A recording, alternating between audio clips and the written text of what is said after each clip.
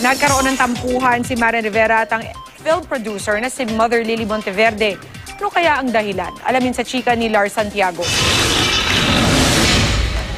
Sabay na dumating sa press conference ng pelikulang My Lady Boss ang mga bida nitong sina Marian Rivera at Richard Gutierrez kasama ang direktor nilang si Jade Castro. Excited raw sila na ipapalabas na sa July 3 ang pelikula na talaga naman daw nakaka-enjoy ang mga eksena.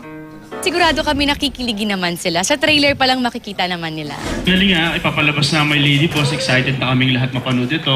At gaya ng sabi niya, nung time kasi na dapat ipapalabas siya, medyo gipit kami sa oras ng mga panahon na yun. So at least ngayon nabigyan siya ng oras na ma-edit na maayos.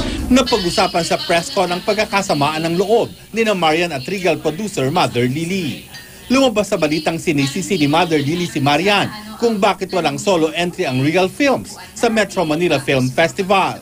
Naging issue pa ang di umano'y pagtanggi ng kapuso primetime queen na makasama sa pelikula si Judy Ann Santos. Sagot ni Marian, hindi totoong tinanggihan niya si Juday. Ang gusto lang daw niya ay maupo sila at pag-usapan munang mabuti ang gagawing pelikula. Mas maganda kasing pinagpaplanuhan ng mga bagay-bagay na gagawin mo para naman maganda yung i-offer mo sa tao.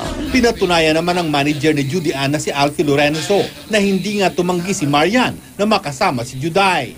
Nagsalita rin para sa panig ng Regal si Rosel Monteverde Teo at sinabing nakausap nila ang management company ni Marian na ang hinihingi ay isang solo Marian movie. Sa huli, nagbigay ng pahayag si Mother Lily. What is really important in my life is peace of mind. You know me, I'm a cancer patient. Marian, you are my daughter. I don't want to rock the boat. Past is past. Let's be together and let's work. Ay, sarap naman ng agad. Masayang-masaya ako na naliwanagan yung side ko kasi syempre mahirap para sa akin. Hindi ko alam saan magsisimula, kung paano ko sasabihin ang lahat. At least hindi na din sa akin nanggaling. Nanggaling na din kay Mother, kay Miss Rosel, tapos kay Tito Alfie. Lars Santiago, updated sa Showbiz Happening.